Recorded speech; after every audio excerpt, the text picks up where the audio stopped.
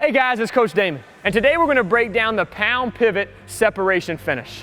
Now this move has become very prominent at the NCAA level the past several years as Villanova has created almost a culture in basketball of finishing off of 2 feet with their success as a team and their individual player success. And this is a move, if you watch them play often, that you'll see their guards do when they get to the midline or if they penetrate baseline. Now with the pound pivot, I'm going to be attacking the rim.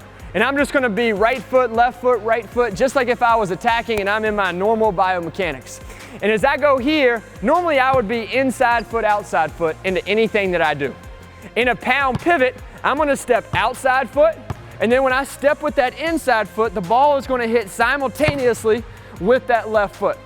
Now if the defender's on my hip and they're attacking downhill, they're not going to know that I'm coming to a stop until I've already stopped, because this is going to be so sharp and so explosive.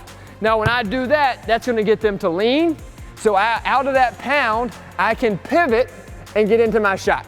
So it's a pound and a pivot as I attack the rim with the defense on my hip. Now if you're a high level player, and this comes very, very easy to you, you can make it even more difficult to defend by going pound, and when you pivot, going away off of that 1 foot. Like we've talked before, you can create a counterbalance with that right leg. You can create that increased space and separation, but it can be pound, and instead of going off of 2, I can go off of 1. If you watch Villanova play, you're going to see this all the time. It can be middle, it can be baseline, but I'm pound, I'm pivot, I'm separate, and I'm finishing. Attack, pound, and pivot.